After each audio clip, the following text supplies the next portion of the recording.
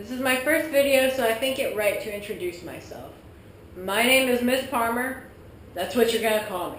And this is my little brother Alex, Mr. Parmer. We're related by blood.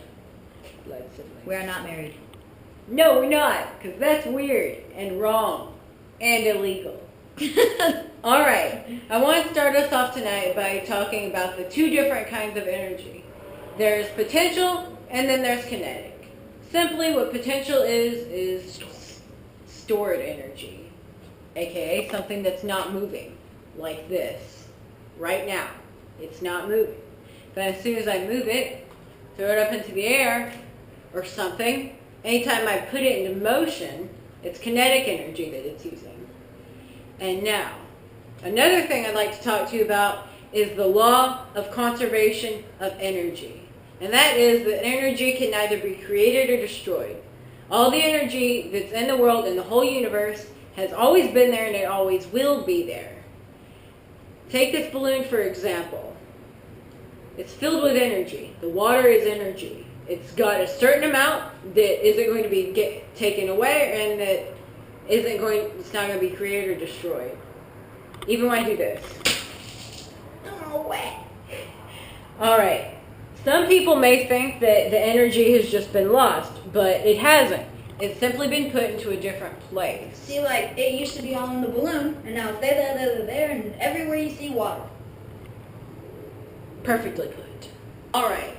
Now you've already heard us yeah, I said that correctly. Whatever. You've already heard us talk about the law of conservation of energy as well as the two different kinds of energy. Now we're going to move on to heat. Yay! Thermal energy, as my assistant just righteously put it. No, entirely equal brother. Okay, what he just demonstrated was conductive energy, thermal heat transfer. See, like if I put the direct. fire up. No, don't do that. Bad little assistant. Go stand in the corner. Now come back here, because I need you.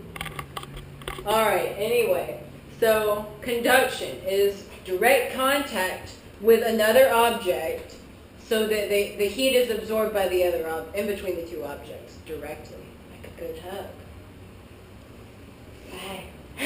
And then there's radiation, the second kind of thermal transfer. You can feel it, but I'm not touching it. Yes, exactly.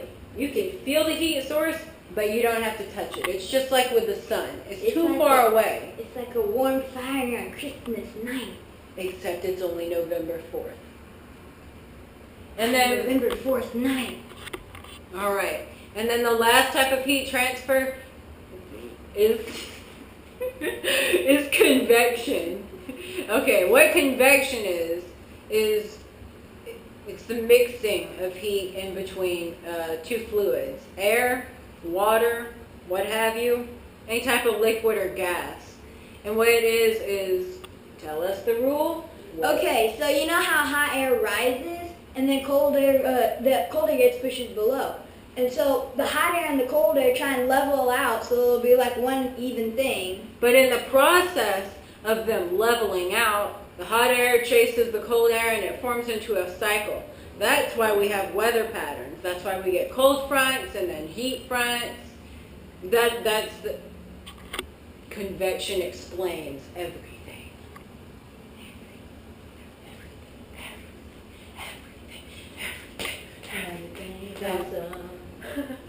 Everything's cool when you're part of a team. Everything is awesome when you live in a dream.